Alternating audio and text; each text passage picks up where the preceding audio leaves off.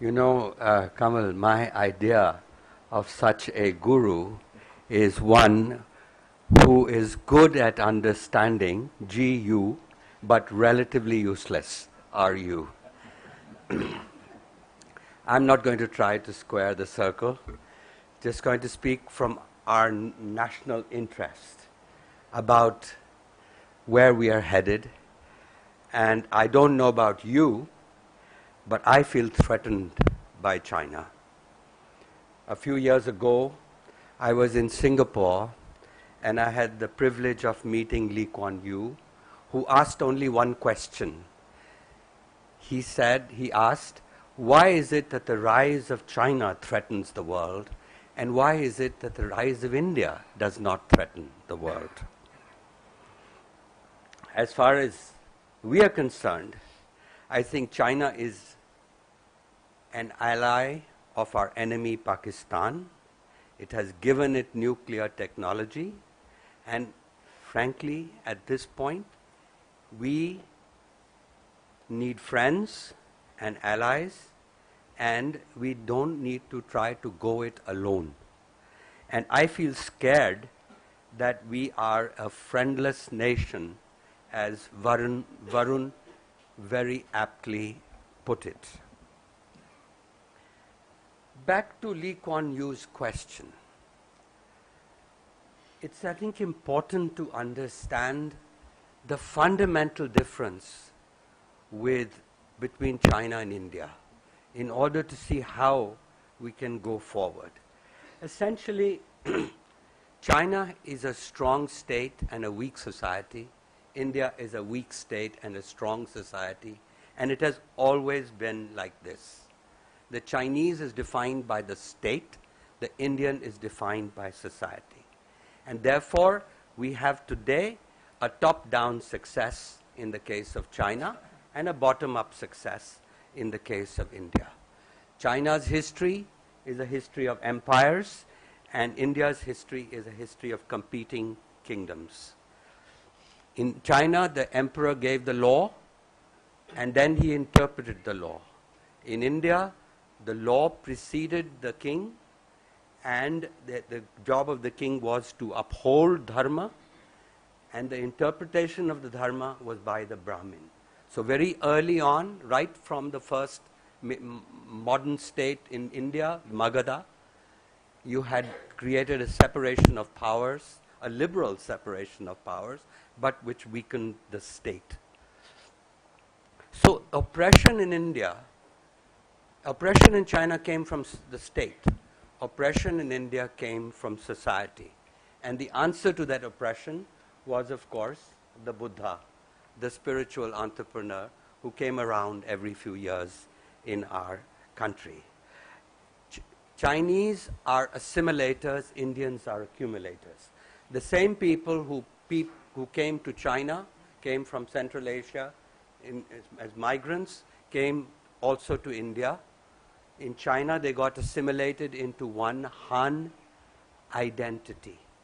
In India, we accumulated them into one of 2,200 jatis. And therefore, that explains our temper as a tolerant, plural people with 330 million gods, in which none of the gods can afford to feel jealous. And therefore, in 1947, India could only be a democracy. Success, our bottom-up success, but through world-beating companies. And the mistake we make, and we talk about the race between India and China, is to believe that it's about who will get rich first. Well, both will become middle-class countries, there's no question, but both will get stuck in what economists call the middle-income trap, unless India fixes its governance and China fixes its politics. Before I conclude on China, let me go to Pakistan. I think we have to learn to ignore Pakistan, just as we've got to learn to heed China. That Pakistan pulls us down into a world of identity politics. China inspires us through its great infrastructure and its economic achievements.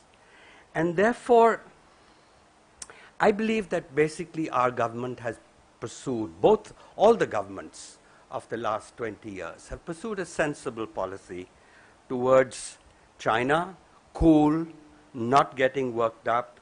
And in fact, if we continue in that vein, it's in our interest that China, after the US leaves Afghanistan, that China should get stuck in that morass of Afghanistan as it tries to play the great game. Or, in fact, we should encourage China also to join that, as Kamal and Varun were suggesting, that would be a very good outcome for India.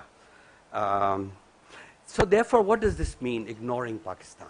I think it means that today about 60% of our armed forces are focused on Pakistan, and that's clearly a waste.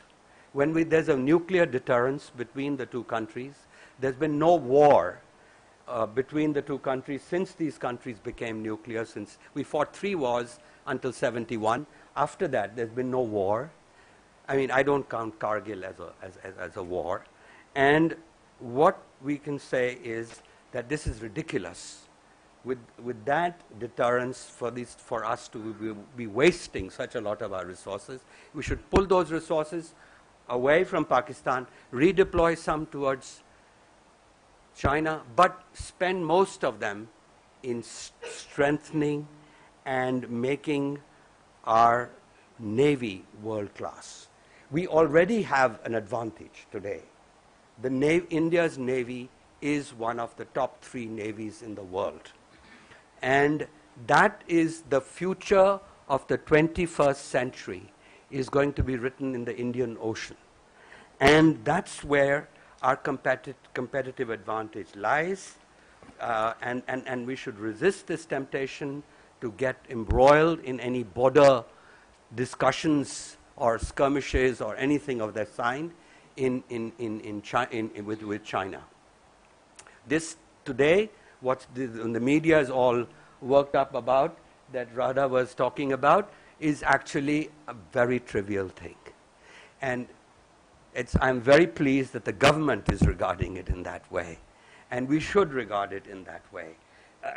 21st, as I was saying, that I would recommend a book to you by Robert Kaplan called Monsoon. And that's what his thesis in that book is, that the world history will be made in the Indian Ocean.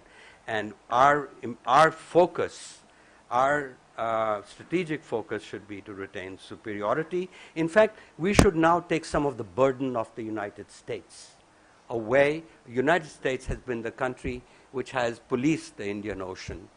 And we are capable of doing some of that. And in return for that, we should get from the United States real naval technology and protect the vital trade routes. The view about Pakistan really depends on our view of world history. If you think that the history of the 21st century is going to be a history of the wars of identity and a clash of fundamentalist Islam, you'll think in one way. But if you believe that the 21st century history is about the economic rise of China, India, other emerging powers, and Africa, then you will think a different way. And frankly, I belong to the second school. That I believe that eventually the power of middle-class consumer goods will triumph in the Middle East. Even hardened fundamentalists want their children to grow up in a peaceful world, invest in their children's education, buy a car or a scooter. And I personally think that Islam will turn bourgeois. And then Pakistan will be forced again to look at itself and its view of the world. Meanwhile, I think nuclear deterrence we don't give enough importance to this the power of nuclear deterrence, and I do believe it will prevent conventional wars on the subcontinent. It will not stop terrorism, but the answer to terrorism is exactly the way we've responded to Bangalore. People hate it. They say, oh, look at what they did in Boston. They caught them. America went paranoid at that event. Now, I think that's not the right way. And we have behaved in the right way, where we've even forgotten that it happened at all. And so the real threat to India is not external terrorism, it is internal terrorism.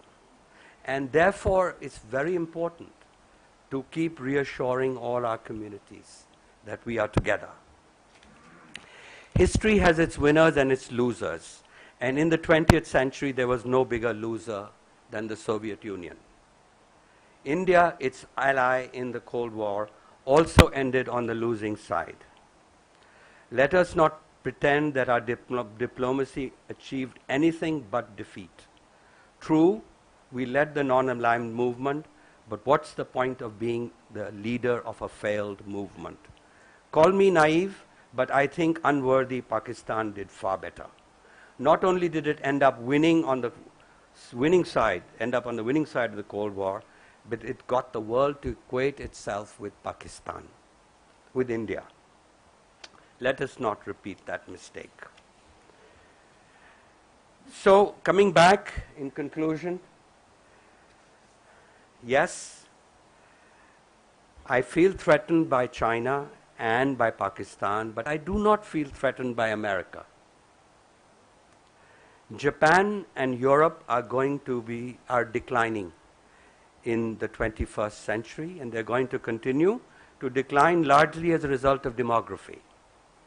America will remain strong, at least for the foreseeable future, partly because of its ability to take in immigration, which brings in innovation and through their higher education system.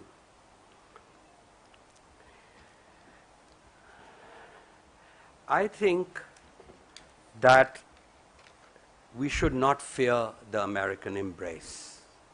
There are far too many people today in our policy-making establishment who belong to the old school, and they haven't got over the Cold War. We need to focus, look ahead, focus on the naval card, and remove. And also, we should not expect equality with a power, with a 2 trillion GDP that we have and a 12 trillion GDP that America has, that we will be a junior partner. But we must remove the perception that India is a difficult country. And this perception has persisted around the world since Krishna Menon. And that's why we are, in Varun's words, a friendless nation. Thank you.